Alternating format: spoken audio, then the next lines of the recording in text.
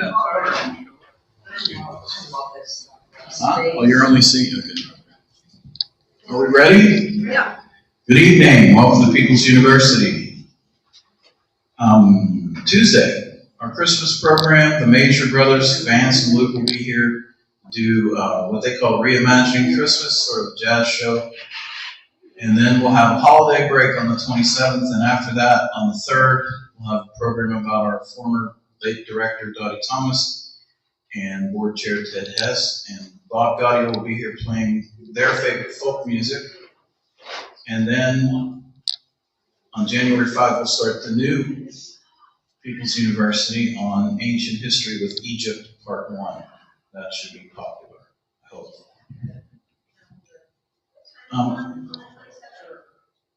The 27th, there's nothing. Christmas is on the 20th. Yeah. And then, is it what? I don't understand. What time? Noon. Yeah.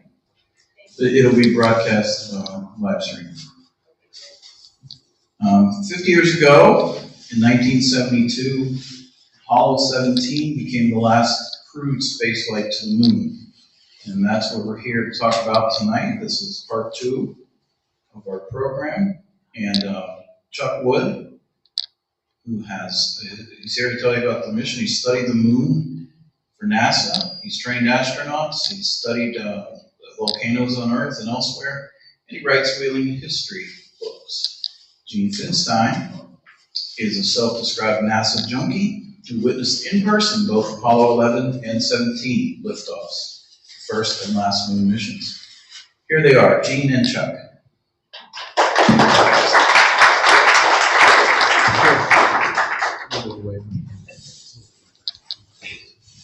Well, hi, welcome back. Thank you for coming. There's some new faces here, and I don't want to say old, but previously experienced. I want to say that I felt happy bringing my old globe of Mars instead of science fictioning, but then here is a real coffee table book. It's about the size of a coffee table, about space.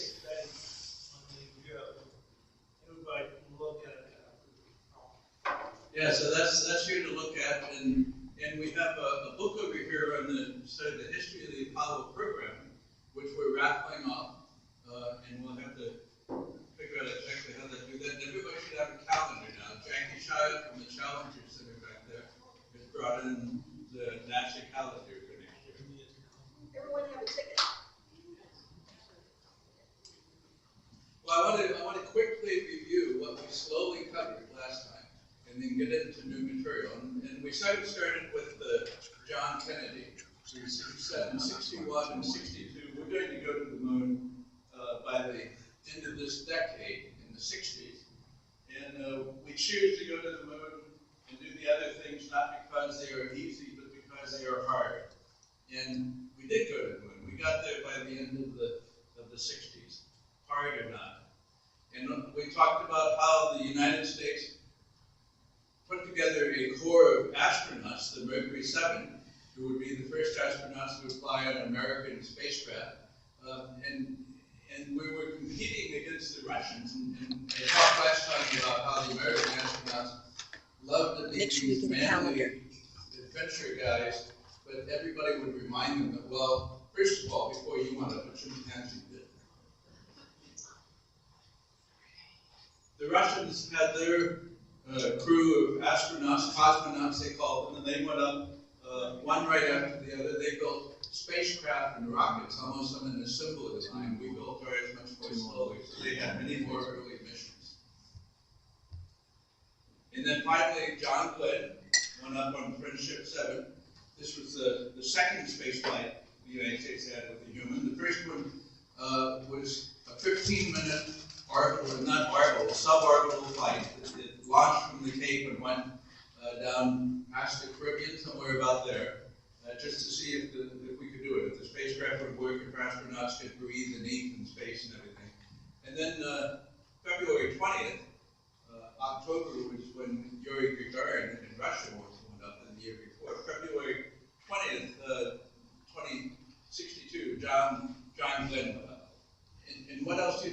John Glenn astronaut career. U.S. Senator. He was He a was U.S. the Senator. oldest astronaut still. Yeah, oldest astronaut. And he went up twice. He also went up on the space shuttle. And I trained him. I was working at Johnson Space Center, the training astronaut.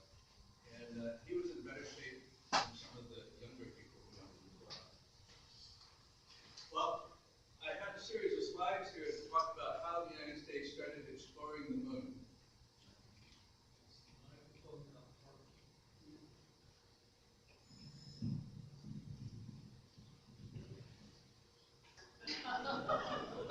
And what we did is, if you're going to study of the moon or any other planet, you go there first with spacecraft to sort of see what it's like. What are you getting into? What conditions do you have to be able to operate in?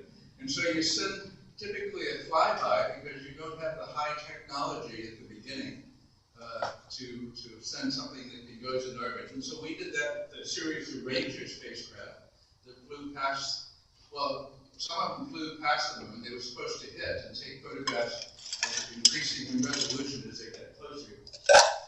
And then after you fly by and get some snapshots along the trajectory on the planet's surface, then you get better technology and you're able to control the spacecraft and land. And so we did that on the moon with, the lunar orbiters. I'm getting ahead of myself. The orbiters go around and around and around. And we'll talk about some spacecraft that we're going to be launching. Japan is going to be launching already. They have just launched it last week, and nobody in the world seems to know about it. And then they'll be orbiting only for a short time. And then the next step is landing. So you can put cameras on the ground. You can have an arm that digs at the soil and chemically analyze it to see what it's made of, and so feeling a human scale of what the planet's surface is like. And we did that on the moon with the surveyor program. We had 5 of those that worked. And then finally after that is humans, sending humans there to do exploration where you don't know what you're going to find and you have to be prepared to change what the plan was to some degree to respond to what you discovered. And I just put together this chart showing where we are in this sequence of 4 stages for the other planets in the solar system. On Mercury, we've had flybys and we've had orbiters. The European Space Agency has an orbiter around Mercury right now. On Venus, there's been a flyby. The United States' first spacecraft mission was Mariner 2, Mariner 1, I don't remember the name of it. And NASA decided that we should fly this mission. Congress approved the money, and it was funded, the Jet Propulsion Lab. The spacecraft was built and launched all within 1 year. We have never, ever done anything like that again. Typically, it takes a decade or longer to build a spacecraft, to get the funding, to build the spacecraft, and then to fly it. So we flew by Venus, and we discovered it's really hot. It's hotter than when you cook your turkey in Thanksgiving. It's twice as hot as your oven is. So there are no turkeys left on Venus.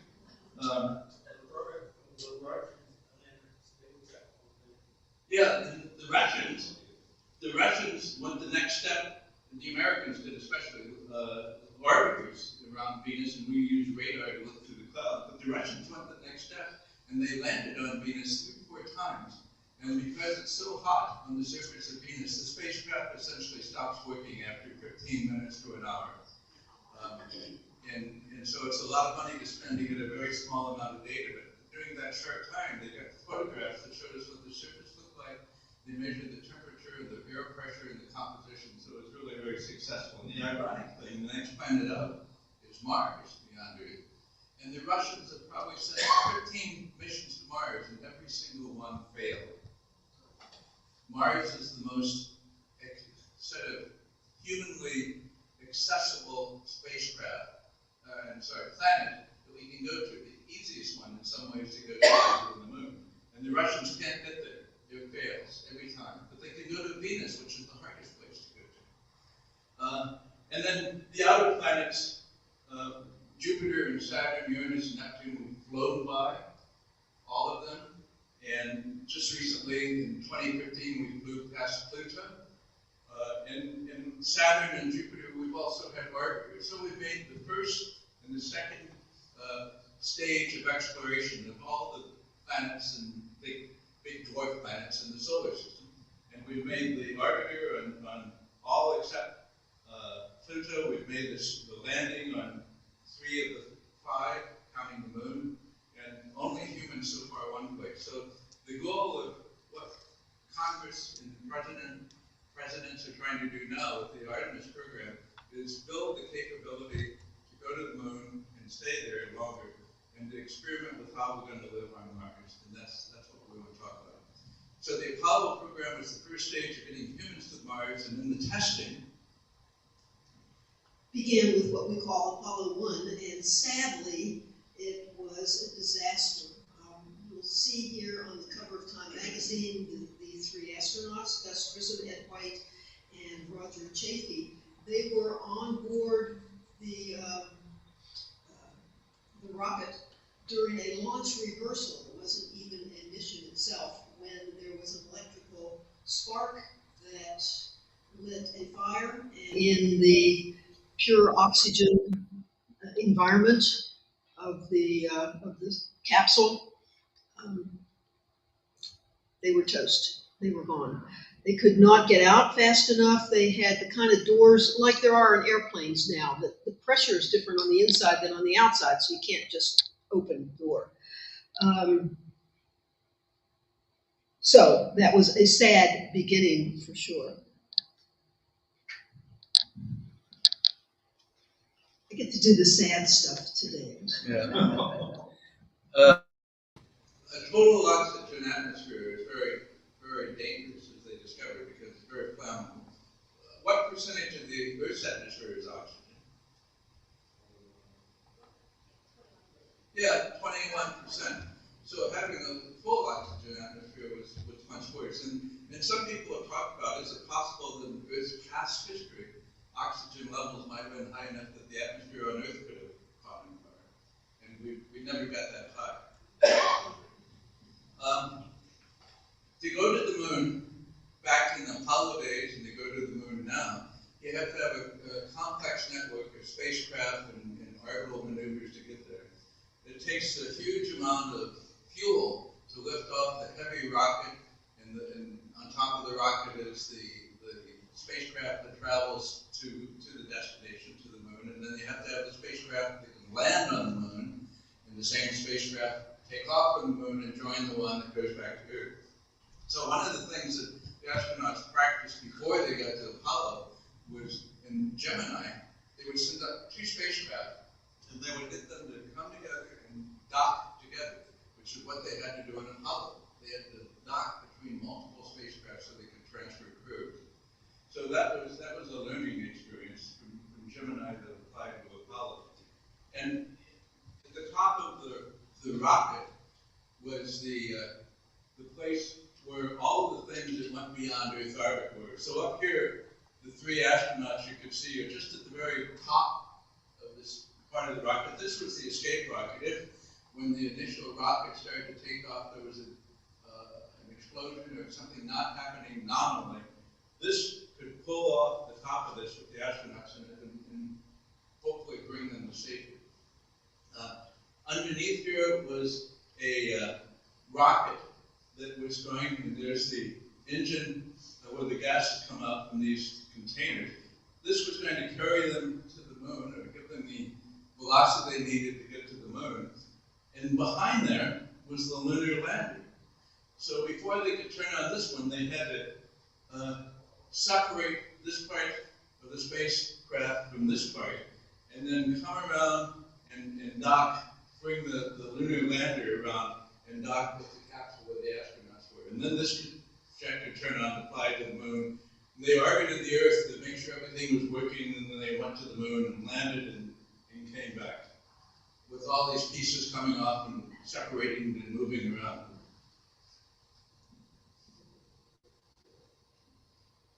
Apollo 11 was when we first went beyond Earth orbit and flying past the moon. And that's me again, and that's not a sad story, as we all know. And as Sean said at the beginning, I stood on the beach and watched it go off. And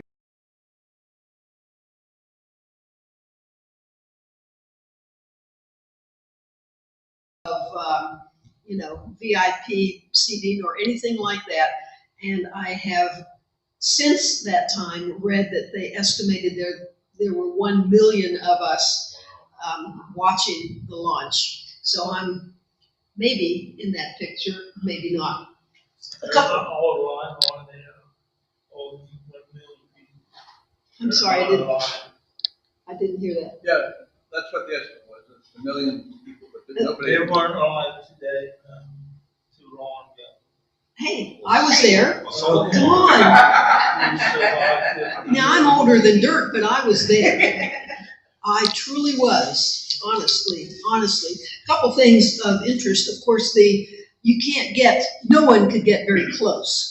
The closest VIPs were about 3.5 miles away from the launch site for safety. So, and as I talked about at the last session, Apollo 17, I also was able to witness from about the same location probably. You could see the rocket engines go off, then you could hear them, and then you could feel. And it's just, I still remember that. It was amazing. Another thing I found amazing is if you look back, this was 66 years after the Wright brothers' first flight. Now, I wasn't there then, I'm not that old, but there are people who were alive during that whole span of time, very easily, which is just, to me, amazing. In the images that we have, in the video that we have of the moon launches, it looks like they took off and just a few minutes later they were at the moon. No, it was more than 3 days, like 3.5 days. So for Apollo 11, we drove from Wheeling down to watch the launch, and then we drove back to Wheeling, and we were home well before they were on the moon and could watch the moon landing right here in Wheeling. They say that there were 400,000 people who helped make the Apollo program work. They also say that today's smartphones are more powerful and faster than the computers that they used at the time. There was a huge international interest, not only the million of us who are the space junkies, but all around the world. And those of us who are old enough will perhaps remember, I was certainly watching Walter Cronkite. He was one of the early newscasters of the day, and was quite excited about the moon effort. And in fact, at one point, they had thought about taking a newscaster into space, and he had applied to be that person. They never did that.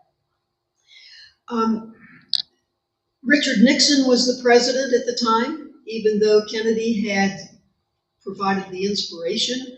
He had been assassinated in the fall of 1963. I remember that too. But Richard Nixon is said to have had a speech prepared in case this was a disaster. When they landed, they had an estimated 15 minutes left of fuel. 15 seconds.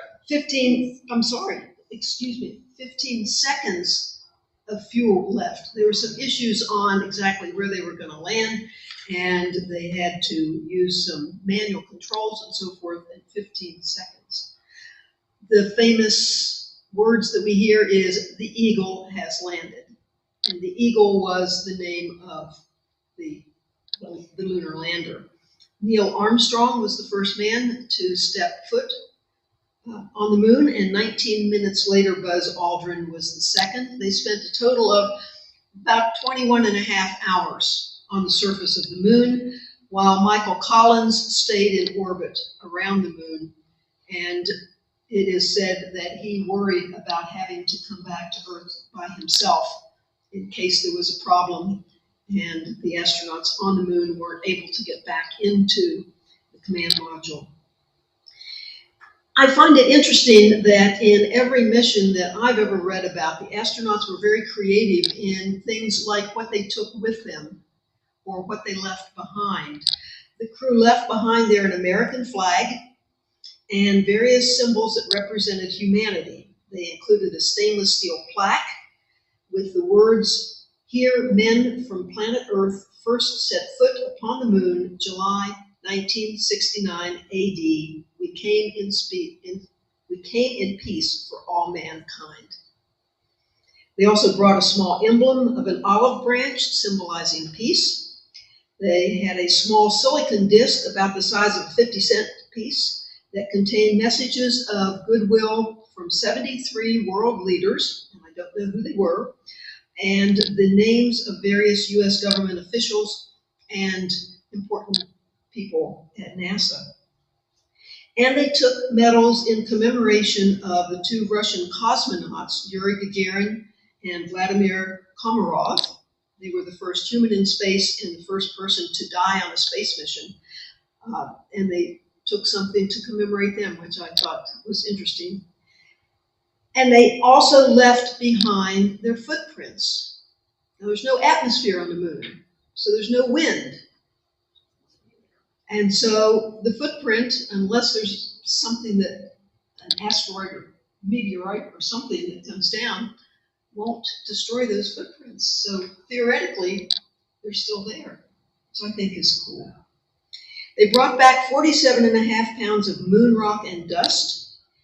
And later they fed some of this to cockroaches to see if it would kill them. I mean, people aren't going to try it out, but I've heard it said that if the world comes to an end by nuclear explosion or whatever, that the cockroaches would be the very last surviving life forms.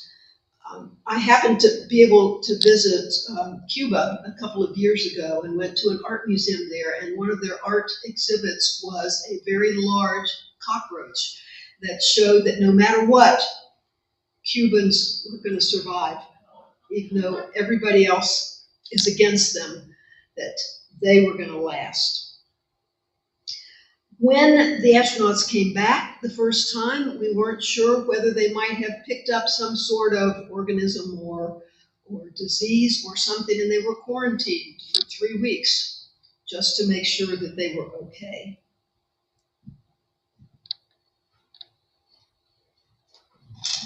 They were. They were. The landing spot for the Apollo 11 spacecraft and crew. This was taken by a spacecraft that's in orbit around the moon today, and it has a high-resolution camera on it. So it can take, so the lunar lander, this device right there, the top part blasts off and goes into space to join the vehicle that returns to the Earth. The bottom part with the leg stays behind. So here's that lander, the lunar module, that you can see from an orbit around the moon. You can't see it from Earth. We don't have any telescopes that can see things so small. You see this is 50 meters, about 150 feet, that distance. And these are different instruments that they put out on to make measurements of the lunar surface. But you notice this path right there, and this dark line right there? Those are where the astronauts walked, and their footsteps dislodged the top layer of soil, and you can see the darker soil underneath. So you're not seeing individual footsteps, but you're seeing the places where the footsteps turned up the surface. And this is where they walked out to display, to put the camera down. So the camera took a picture of the limb when they took off. This is one of the scientific instruments. Well, they brought back the 46 pounds of rocks, and what we discovered immediately from their very first mission is that the moon formed hot 4.5 billion years ago. There was a big debate about whether the moon was formed cold and never melted, or whether it had. And what it turned out is some of the rocks on the moon are made of a mineral called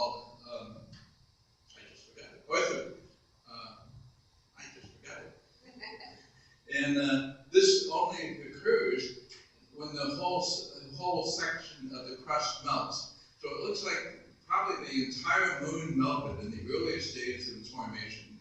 And these light-colored minerals rose to the top, floated to the top because they were low density. And then the heavy things like iron sunk to the bottoms. So that told us that the moon formed top. We could date the rocks about 4.5 billion years ago. And when you look at the moon, you see two colors of light reflected back.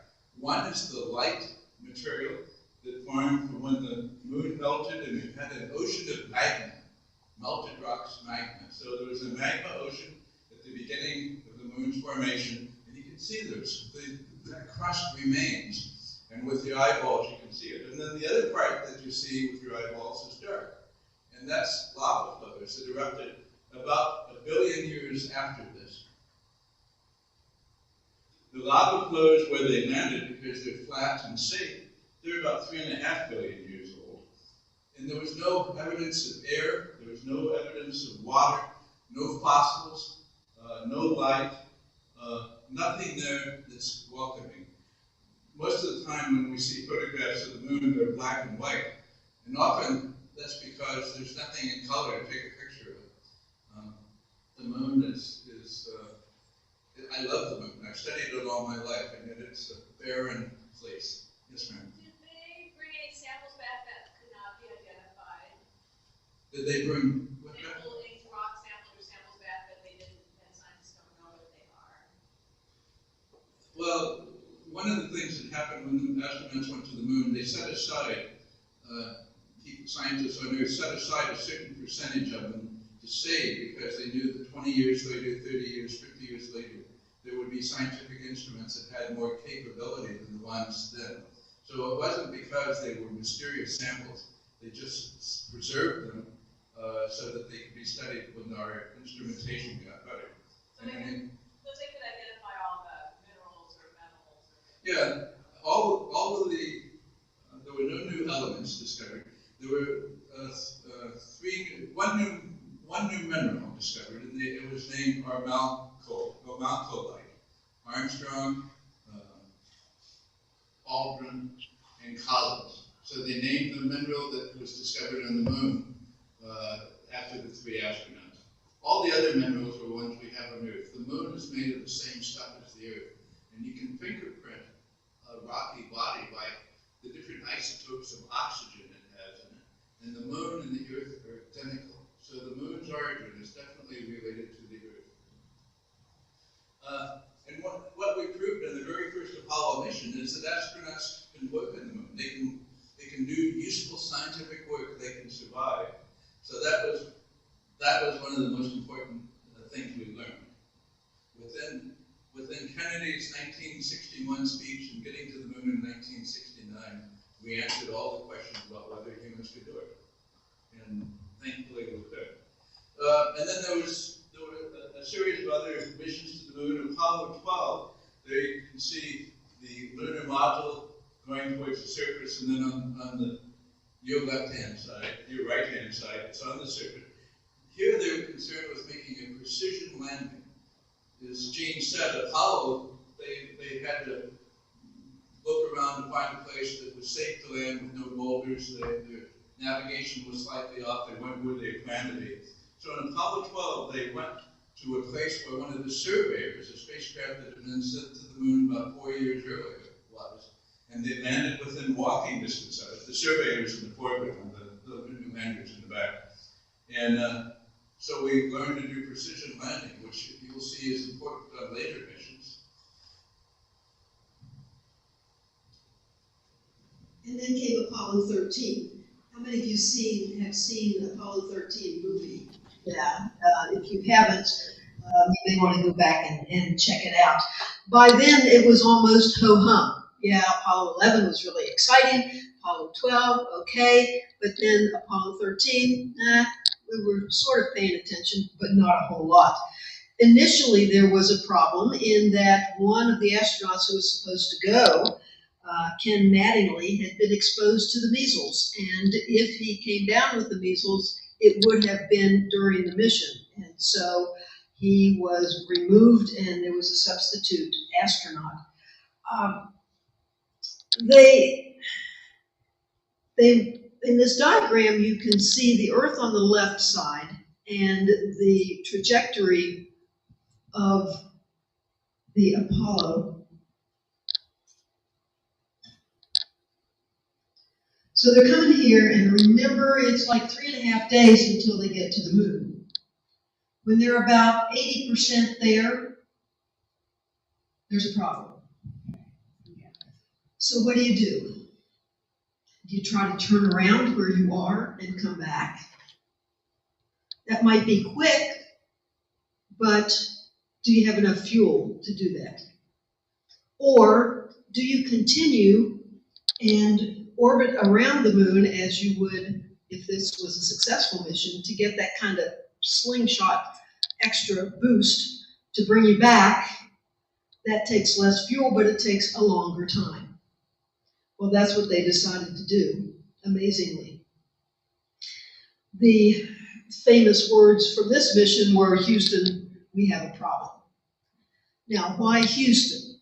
NASA has 12, facilities around the country in various different states, and each one has its specialty. The launches are all from the Kennedy Space Center.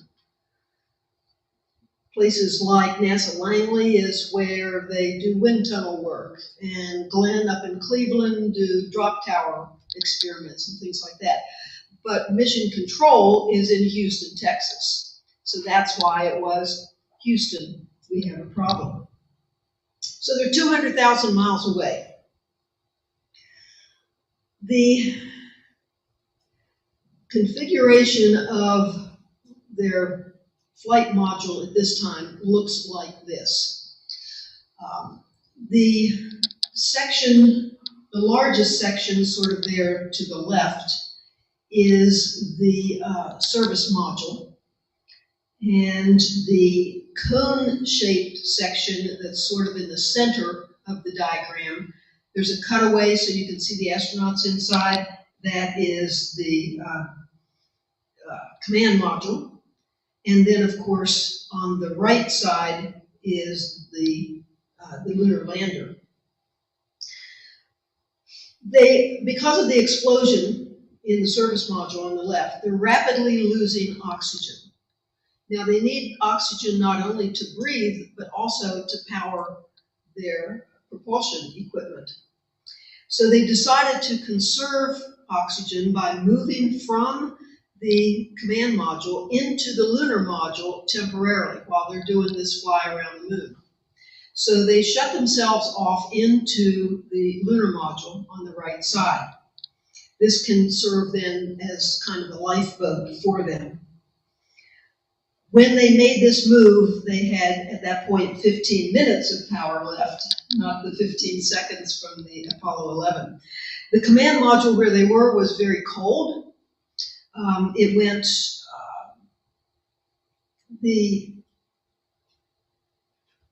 they were afraid that if they turned all the power off in there to save their oxygen and so forth, that the instruments might not survive because they hadn't been tested to very cold temperatures.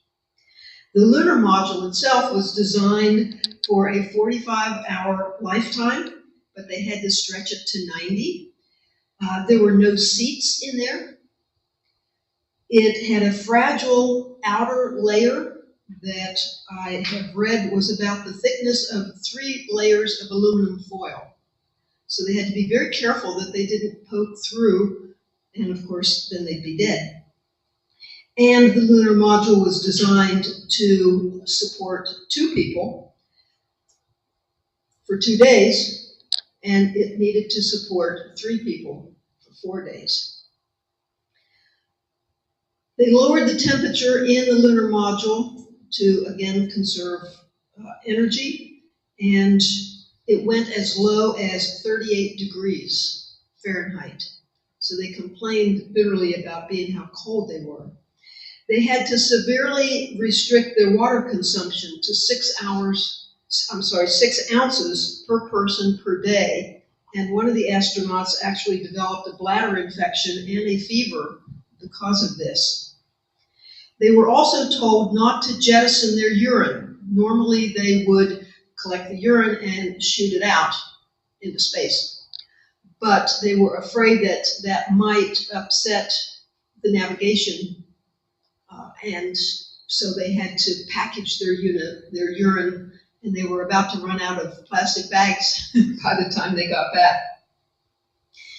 They had to do their course correction by hand toward the end. If their approach to the Earth's atmosphere was too shallow, they would just bounce off and be gone.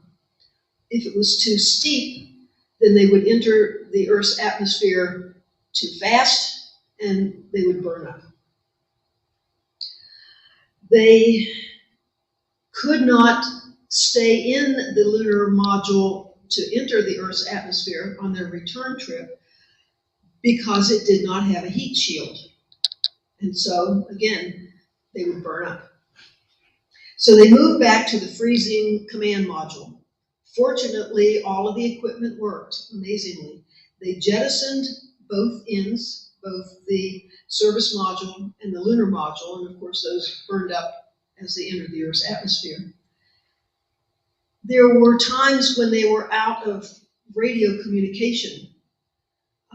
Not surprisingly, that was not a known issue, but it certainly, I think, caused lots of angst at mission control. But they did have a successful splashdown on April the 17th of 1970, and they have referred to this mission as a successful failure.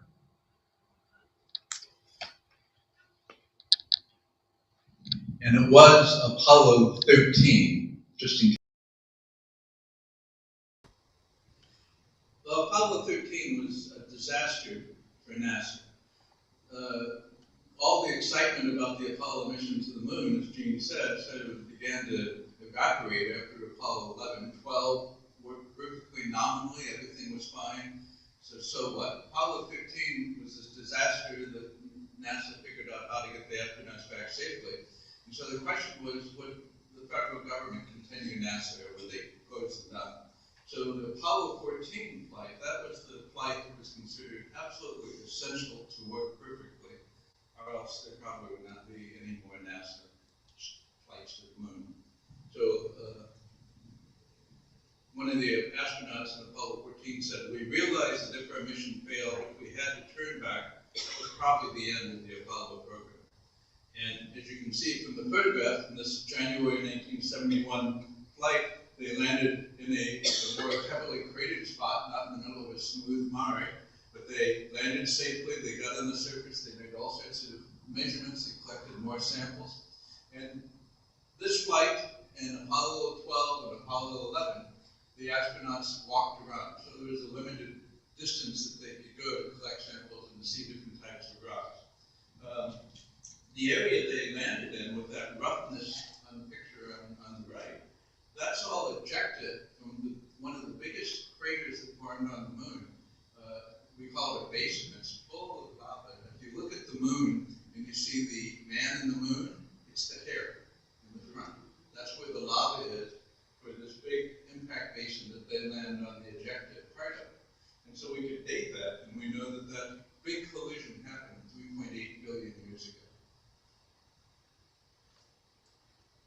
Well, if the mission worked carefully, properly, so Apollo 13 flew to Apollo 15 was where the precise landing came in, because you can see in this this photograph over here, they wanted to land right there. They wanted to land near this lava channel that had formed on the moon over 3 billion years ago, and they had to come in low enough so they could land, but they had to avoid these tall mountains all around. So the precise landing that they had learned on Apollo 12 showed them, convinced them that they could do this. This was a very dramatic place. You can see in the picture on the left, they're standing, they're parked here looking up at this mountain right there. And this is a mountain around one of these big craters, like the one they landed on in Apollo 14. And so they can date the rocks that come from here to find the age of the basin there. We have lava channels in Hawaii where lava flows and there be roads down and hills up the side to create channels just like this. In fact, I published a paper in 1972 or something comparing lava channels in Hawaii with these on the moon. It's always fun to find a reason to go to Hawaii.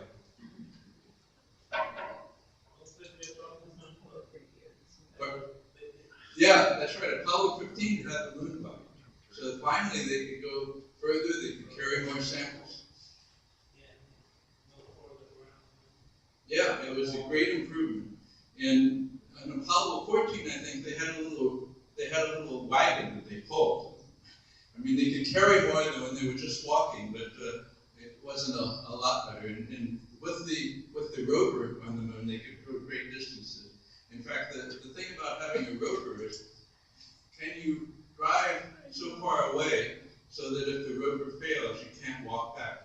And so that was initially a concern. Don't go further away than you could walk back. If you had, I've had old cars and felt the same thing about the security. With Apollo 15 and 16, they realized that yes, the rovers were quite reliable, and so Apollo 17, they went further than they could walk back because they had confidence in it. Apollo 16, this was a place where, according to the geologists who studied the moon, it looked like this was an area where there were volcanic rocks. Maybe these rough surfaces here and this smooth one here. But the only volcanic rocks we knew in the moon were the dark ones, the lava flows that we could see with our eyeball. So the thought was this was a different type of volcanism, which meant the moon's chemistry in the interior was different than what we understood. And so the decision was a high priority to land in one of these areas. And again, it's in a mountainous terrain to get through. And they discovered that all these rocks here and the smooth material and the rocks around there, all of it was fractured material. Brecciated is the word for rocks broken to pieces. And it's all ejected from these big basins. Here's Mare Imbrium. This is the crater that's about 1,200 kilometers across. So what is that? 700 miles across. And the Apollo 14 landed over here where some of the ejecta came. And now they're over here. I'm sorry, over here. And they were still getting ejected from here. So the rocks they were dating were from this big crater form. And all this is pulverized rocks. It's not a different type of volcanism. And John Young, who was an astronaut on this flight, he was my favorite astronaut, he said, well, it looks like the geologists will have to go back to their drawing boards or wherever geologists go, because their theories were all wrong. And then Apollo 17, the thing that caused this event to happen last week and now, 50 years ago, was the last time humans were on the moon. The last time humans were out of low Earth orbit, which is about 100 miles above the surface of the Earth. We're just skimming along on top of the Earth, hardly away from it. But that's the last time we were there. There's the rocket, there's the moon that they were going toward. And that was 2 generations ago. 2 generations after Columbus landed in this new hemisphere that Europeans didn't know about.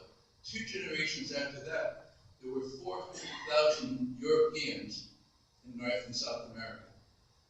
2 generations after Apollo 17, there were no humans anywhere else in the solar system. Not on the moon, nowhere. It's like Columbus and all the explorers that followed him said, yeah, we've been there, done that. No reason to go back. When I was in graduate school, my thesis advisor was one of the scientists who was the principal investigator for the Viking landers on Mars, which we'll hear about in a bit. And he finished talking about what the lander had done and the amazing success it had had in landing and seeing what the surface of Mars looked like for the first time. And he was testifying to the Senate, and the senator was all excited. He said, after hearing this, "This is fantastic, Dr. Much. What are we going to do next on Mars?" And before Tim Much, my advisor, could answer, to say, well, we need to send people. This was 1976. A NASA person in a suit came up and said, excuse me, we're studying this issue. you know, we're trying to figure out what to do. We're building the space station. We got to study this.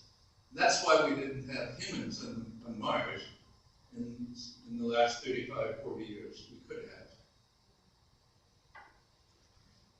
The Chinese, back in the 1400s, sailed from China past India all the way to Cape of South, whatever it's called, Southern Africa. They sailed around there, and then they stopped and went back to China. And they decided there was nothing of interest, and they never explored it anymore. So we've done the same thing with the rest of the universe. And I was just going to say, only 4 people who stepped on the moon are alive today, and Harrison Schmitt, who was the only scientist who went to geologist, he's 87 years old. So probably by the time the next person goes to the moon, there may be nobody left from that first time. Oh, in Apollo 17, again, everything was old, it was fractured. It turns out the formation of these giant craters that are 1,000 kilometers across totally dominates the geology of the entire moon. And then here's a comparison of the American and the space missions to the moon. It goes from 1958 over there to 1969 when we landed on the moon, right there, into 1971-72 when we stopped going to the moon. And it was very hard to get to the moon in these first decades. Almost all the colors are red. That means a failed mission. These are all Soviet missions down here, and these are American missions up there. All of our missions failed, both the Soviets and the Americans, because it's too technically difficult to make rockets fly reliably. We got better. The Russians got better, and then they failed some more. We finally got better, and then we in general had almost every mission work. When we got to when we were headed to the moon, these were, I said this was America, these were the Apollo 8, 10, and 11 missions, and the Russians were trying to beat us there. And so they built this giant rocket. Here's the Saturn V rocket that the United States built. The Russians built this giant rocket with 30 engines, and they had no computers. So if one engine didn't put out as much output as expected, then the rocket would veer off to the side. So they built 4 of these, they launched them, and every single one blew up on launch or a couple hundred feet in the air. In fact, one of them blew up, and because they weren't standing 3 miles away like Gene was, they killed all the scientists and engineers standing nearby. So the Russians tried repeatedly to beat us to the moon, or at least bring back samples from unmanned rockets, and they failed. So it's hard to go to space. It's hard to be successful. Chuck didn't mention, but they also did some fun things while they were. You can go online and watch for some videos, but you'll see the astronauts walking, and they sort of are going like this. Now, of course, their spacesuits are very heavy, but because the gravitational force on the moon is much less than it is on the Earth, they don't have the weight that they would on the Earth. And in fact, the moon's gravity is about 1/6 that of Earth. So if you weigh 220 pounds or so on the Earth, you would only weigh about 34.5 pounds on the moon. So you can, eat your Christmas dinner and then go to the moon, and nobody will ever notice. So there are videos. They're very poor quality, but of the astronauts walking along. And there's one where he sings "Strolling Through the Moon One Day." The Merry, Merry Month. In the Merry, Merry month of December, Yeah. he corrects himself. Yeah. Apollo 14, one of the astronauts shot a golf ball and said that it went forever and ever. Yeah. And in Apollo 15, they demonstrated the Galileo, that if you drop a feather and a hammer at the same time on Earth, of course, the air would hold the feather up and the hammer would hit first, but on the moon, They both hit at the same time. So they had fun. They had fun doing things. So more recently are the Artemis missions. I wondered why the name Artemis was used, and in Greek mythology, Artemis was the twin sister of Apollo, which I think was really cool. And Artemis is known as the goddess of the hunt and of the moon. And so we hope with these missions that we can return to the moon and learn to survive, finally, on some other world. On the left is the mission patch, and on the right is the launch that was just last month on November the 16th. This is an image that was taken looking back toward the Earth, which I think is really cool, on the Artemis mission. And the Earth and the Moon, as seen from the maximum distance that Artemis was from the Earth, and then the splashdown, which was just a couple of days ago. Just as on the Apollo missions, the Artemis mission took interesting things along. They took, and I've got a list here, let me find,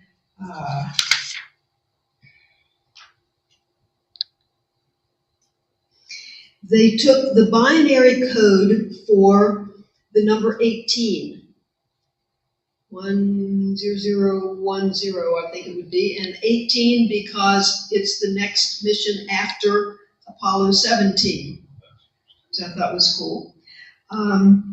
They took, on the right side of the Orion spacecraft, they had the letters C, B, A, G, F. And those letters symbolize Frank Sinatra's song, Fly Me to the Moon. So those are the musical notes for part of Fly Me to the Moon.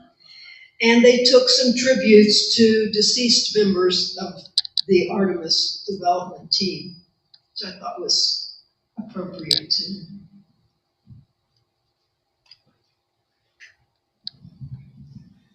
Well, Artemis was an unmanned spacecraft. It had the capacity to hold. The whole idea was to test to see whether the rocket and the lunar spacecraft that would go to the moon could survive the flight. It was a test flight. It did. And so the next flight, Artemis 2, which is supposed to be sometime in 2024, maybe 2025, that's going to do the same thing. It's going to fly from the Earth in Earth orbit to test out the systems and then go to the moon, fly around the moon, not land, and then come back to Earth. So that's because we probably won't have the lander that's functioning by that time. When we did Apollo 8 did a flyby around the moon. Apollo 10 had a lander on it, and they got in the lander and they went down within 10 kilometers, less than that, close to the lunar surface, and they came back up to the craft to go back to Earth. The lander was not completely developed so it could land and take off again. So the Apollo 10 astronauts had a very frustrating trip. They almost were the first people to land on the moon. And so Artemis 2 was going to fly past the moon just to see that the human servicing elements of the spacecraft work, the astronauts survived. And then Artemis 3, which will be 2025, 2026, is going to have 4 crew. Apollo only had 3. The Artemis series is going to have 4. And it's going to go through, I've marked on the bottom, a very complex orbital maneuvers and transfer from one spacecraft to another. And 2 people are going to go down to the lunar surface and land. And the other 2 are going to be frustrated by going around the moon and not landing. And it's going to be interesting to see who goes to the moon to land, because we have said that a female astronaut and a minority astronaut will be on the first trip to the moon. So does that mean they will be the first ones to land, or will they be one of the 4, half of whom stay in orbit and 2 go down? That's not decided yet. And Canada is also supplying the arms that we use to manipulate things in space and other hardware. And so Canada has also been guaranteed 1 flight on the first spacecraft to the moon. land on the moon. So we've got 3 of the 4 seats taken. And it's tough to be a normal astronaut. But we know another flight on 3. You say there'll be more flights afterwards. Yeah, we've got plans to do Artemis 4, 5, 6, 7, and 8, but they're not funded by Congress yet. The equipment that will be used, there's going to be a lunar space station that will be used. That's not been built yet. There's a whole lot of reasons why Artemis may never go to completion, just because of the cost of it and the amount of new technology that has to be developed. This is the Artemis 4 to 8, so they had an unusual orbit for the lunar space station, so that they'll be able to communicate with the Earth most of the time in that orbit. Only a short time when they're behind the moon, they won't be able to. And the dream that we've always had for generations is that we'll have a place to live on the moon, like this picture in the bottom left, with the solar cells there to generate electricity and have multiple habitats that people could live in. We're not the only ones going to the moon. China has been launching spacecraft to the moon. They've orbited the moon. They've had 2 landers on the moon now. One of them on the far side of the moon that's always faced away from the Earth. We've never done that. They brought back a sample from the near side of the moon. So China is a very active participant in a new space race. We had the space race with the Soviets 50 years ago, and now we're having a space race with other continents. The Chinese is happening right now.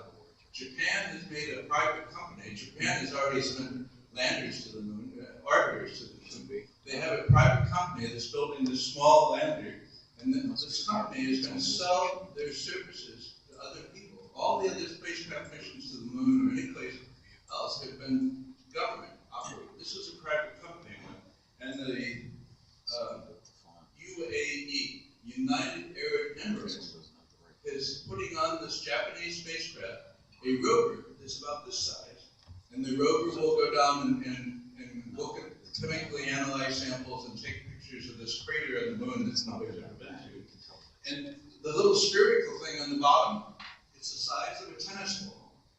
And when it gets on the moon, it splits apart, and the 2 halves of the circle become the wheels. This tennis ball size rover will go and explore. And I guess what they'll see is any cockroaches or other small things on the moon, because it's not going to be very far up. Yes, so we want to get onto Mars, of course. So very, very quickly, last week we talked about scale. And we said if this is the size of the Earth, which one of the other balls would be the size of the moon? And to remind us, it turned out to be this one, and the distance is about 30 feet from the globe, which is about to the third table. Go ahead and raise your hand there, about to there, a little bit behind. Now, with this same scale, which one of the balls would be Mars? Raise your hand, this one. Raise your hand, this one. Raise your hand, this one. Smaller? Okay, this is actually it. This one. Okay. Where would it be? Way back? Wouldn't be a difference. Outside? Outside? Actually, it would be below, farther away than Lowe's. Okay? So it takes 3.5 days to get from here to the moon. It would take 9 months to get from here to Mars. And you can't shoot from here to where Mars is right now, because by the time you get there, it's not there anymore. And you can only start a Mars mission about every 26 months, because sometimes the Earth is on one side of the sun when Mars is on the other side. So then it's way farther. From here to Lowe's is the closest that it is. So lots of challenges to get to Mars just because of the distance. Now Chuck's gonna talk a bit about Mars, but we're gonna have to stop pretty soon if we're gonna have our raffle too. We're going to finish Mars. It's going to take 15 minutes. And I'm going to talk really quickly, so you have to listen fast. The allure of Mars is what has driven so much imagination and desire to get there. We've had science fiction, these wonderful Edgar Rice Burroughs books, the War of Worlds movie and whatnot. And then Percival Lowell, an astronomer with apparent astigmatism or something in his eyeballs, when he would look at Mars through a telescope, he would draw all these lines between different concentrations of darkness. We didn't know what the darkness was, we didn't know what the lightness was, but the lines looked like they were constructed by intelligence. And so they were called canals. And so the story grew up, and nobody believed Lowell except himself. The story grew up that there was an old civilization on Mars living in the desert because the color of Mars is red, like desert soil. Why is it red? Because there was oxygen and the rocks there are iron in it and they rusted. Mars is a rusted world. And so this desert world had water in it at the poles. You can see white at the pole up there. And the water was sent around to different parts of the surface of Mars in order to provide a way to grow crops. So the thought was that Mars is this exotic world which we can't wait to get to explore. The very first spacecraft we sent there, Mariner 3, took photographs of Mars like this one, and they looked like the moon. Talk about boring, and I love the moon. I mean, where were the canals? We didn't see any canals. Where was the possible vegetation? People thought they saw greenery in telescopic views of Mars. There was none. And there was no air.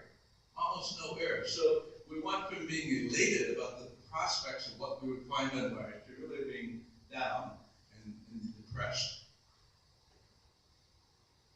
And then we had another spacecraft that showed more craters, and then Mariner 9.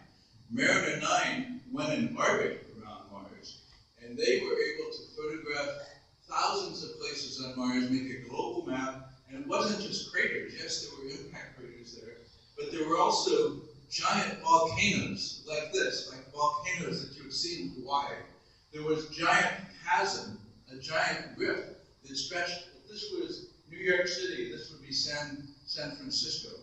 There was one giant canyon, like the Grand Canyon on Mars, that stretched all the way to the equivalent across the U.S. A polar cap, and we could see different layers in the polar cap. It turns out it's mostly carbon dioxide frozen, but it's also water there. And channels. Mars had rivers flowing in, almost certainly water.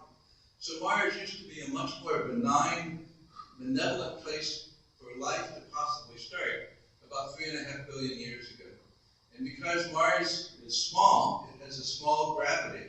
And so any water that comes out of the ground, the hydrogen and oxygen in the water is split apart by solar radiation, and the hydrogen flits around really rapidly because it's low mass, and the hydrogen escaped into space. So Mars lost the opportunity to maintain water. And then the thing in the middle, the potato, that's one of Mars's 2 moons. It's about the size of Manhattan Island. And a Russian proposed that these were spacecraft because they were moving in towards Mars. They're going to collide with Mars in a few million years, which is nothing for planets. So since then, since Mariner 9, we've discovered that Mars is really this fascinating place after all. And the United States has sent a whole series of spacecraft, the Vikings in the 70s, and the one on the right, Perseverance, is there on Mars right now. It's moving along, shooting out lasers, looking at the spectrum of the information that comes back from the recovering from hitting the rocks. And so we've learned a tremendous amount about Mars. We have not found any compelling evidence of fossils. We have no compelling evidence that Mars ever had microscopic life. There's no hint that it ever had life larger than microscopic, but possibly because there's water everywhere under the surface, it may have. And the next slide is a neat one. This shows all of the spacecraft that the United States have sent to Mars that have worked. And we have a whole series of orbiters up there. There's the Mariner 4. Here's the Viking that had an orbiter and also landed. Here's Viking down here. This is a human being for scale. So we sent a spacecraft to Mars that had a little rover called Sojourner. And Sojourner was about the size of a shoebox. So even small robots, not this size maybe, but even small ones can discover things. And right now, our rovers are this size. If they had a seat, somebody could ride on it and go around the Seymour. So we've done a tremendous amount of exploration. Mars is second to the moon, being the most widely observed place in the solar system. And this is a chart like the one I showed you with the red and the green of the countries, mostly the Soviet Union in red and the United States in green and blue. And you can't quite see it, but each one of these bars has a little circle at the end. And if it's red, it means the mission failed. If it's green, the mission is successful. And this is the story I was telling you. Russia is full of failures. Russia has had one spacecraft that successfully landed on the surface of Mars, and then it never sent back any signals. So we don't know if it crashed on the surface. I said it successfully landed. It reached the surface. So Russia has had a whole planet full of failures, and the United States has largely been successful. And right down here is a successful one, launched again by the United Arab Emirates. They have a spacecraft in Mars, around Mars, taking wonderful pictures. The British sent a spacecraft to Mars, which failed on landing, and the United States worked with the European Space Agency to send one to Mars that failed on landing, because nobody thought that the British used the metric system. And so that the British metric system said that a conduit that would have fuel go through it, or the amount of pressure, was not in pounds per square inch or not in inches. It was all the metric units. And so because of failing to make that conversion from metric units, which the whole world uses, except us in Croatia, I think, to foot pounds, the spacecraft failed. Hundreds of millions of dollars failed. Well, this is the future that some people still have about Mars. We're going to have a place where people can live, a family there. There's a Mars mobile over on the right. Habitat's a rocket taking off to bring back. Mars is a heck of a place to try to live. It's a heck of a place to get to. It takes so long to get to it. You have to carry it. It's a 2.5-year round trip. You can't go to Mars and come back the next day. It's not worth doing. So you can only go to Mars, as Gene said, when it's in the right position with regard to the Earth. So every 26 months is a time to go to Mars, and we can tell when the Russians were launching all the failed spacecraft that it was meant for Mars, because you can look at the calendar and yeah, it's the time to go to Mars. So it takes a long time. You have to carry with you all of the food for that 2.5 years. You have to carry with you all of the water. You have to carry with you all of the energy that's going to supply heat into the spacecraft that exists on the surface of Mars, where the hot day might be 30 degrees Fahrenheit.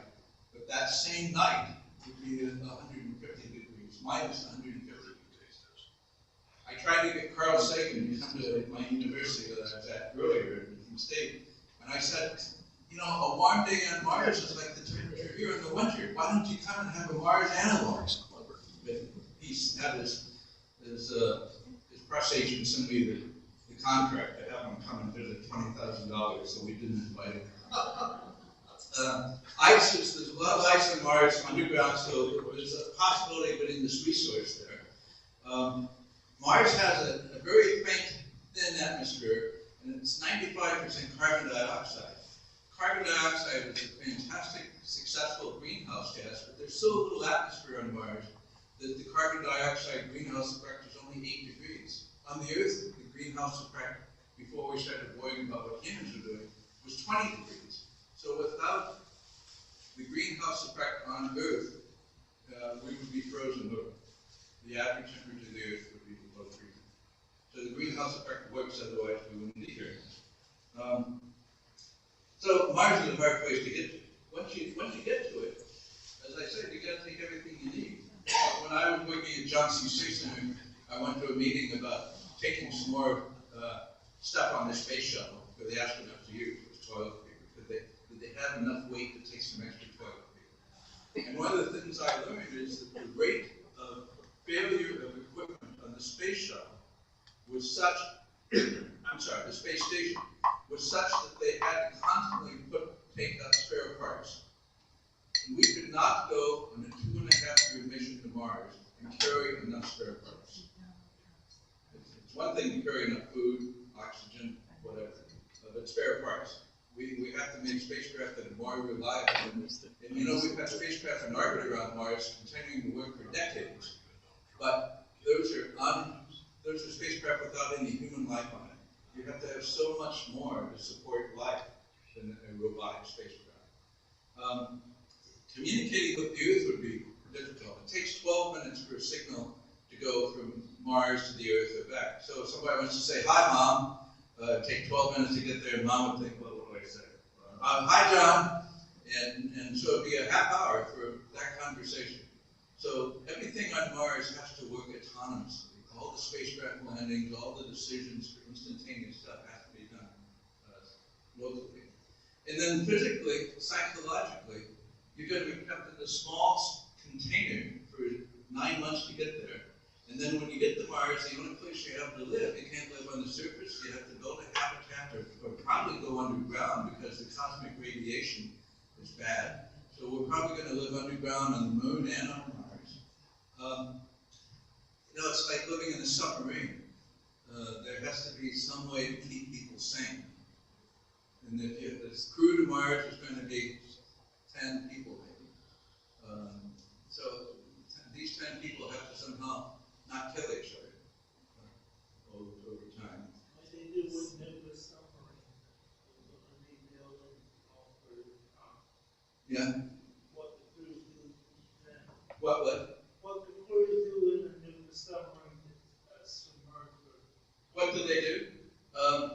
The submarines typically, some people may know more than me, typically have 30 to 100 people in them. So there's a lot bigger community. They take medical officers, they take psychiatrists, they have all sorts of things to do. On Mars, who's going to do, you take a doctor maybe, one of the 10 people is a doctor. What if the doctor has appendicitis attack? Who's going to operate on him? It's going to really be hard to survive on Mars.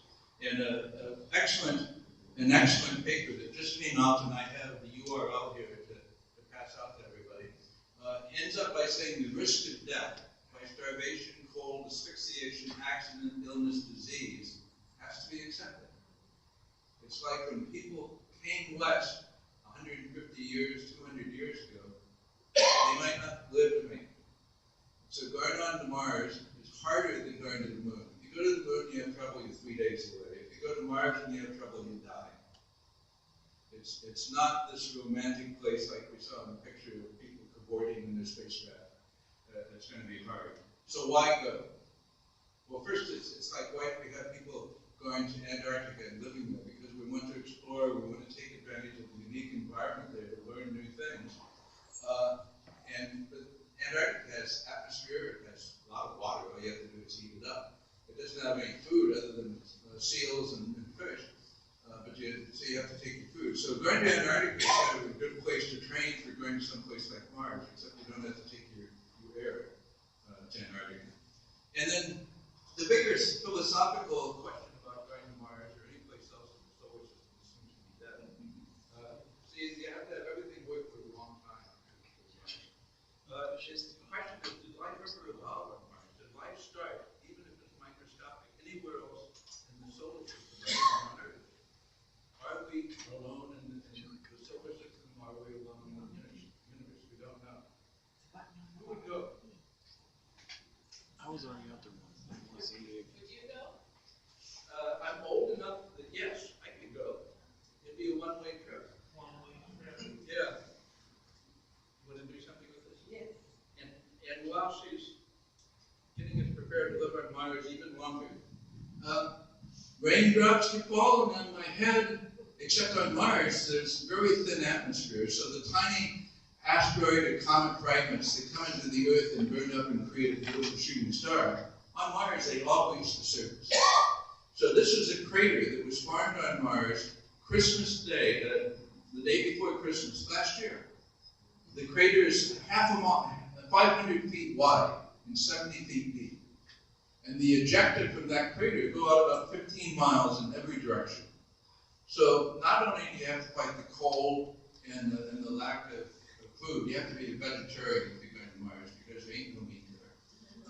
You have to look up and be prepared to step out of the way, except you won't see these things coming until they hit you. So it's going to be another hazard and another reason you would want to live underground on Mars. And what we've learned from looking at the moon and looking at Mars and looking at Mercury and every other place we've seen in our solar system, there's no place like home. There's no place other than Earth where humans or any other life form can exist. Thank you. All right, and so we now have drum roll, and we will have the door prizes. The first prize Chuck brought, it's not a used, it's a used book, but it's a wonderful book about all the Apollo missions. And the winner of that, the last three numbers are 679. Andy, come on. You guys gave me the ticket. Somebody look at his ticket and make sure it's 679. He won the prize at the Friends Wheeling dinner, and, well, anyway. That's because of my parents born that day. You should go to Mars. You survive. Then we have two sets of these postcards, and one that goes to 675. That's me, but I already have. You already have one, all right. You have one from last week, so let's see what we have. The other next one is 664. 664. Oh, all right. You're from space. And the other set goes to 677. All right, there you go. We also have a handful of NASA meatball stickers. Just come and take if you like. And then also a few of the Apollo 50th anniversary stickers as well. So come in. Those are free for the taking. So thanks for being here, and I see Robert is here. You may want to be talking about something this evening. No, I actually have to go. All right, okay. All right. We are way over time, so, yeah. Couple of trivia points to expand on what we've just seen. Okay, people. Number 12. We landed on the moon on 2 days. Everybody says, what? That's because it's 2 days right now. It's Thursday here. On the other side of the international date line, it's Friday right now. So if you see the comments about when we landed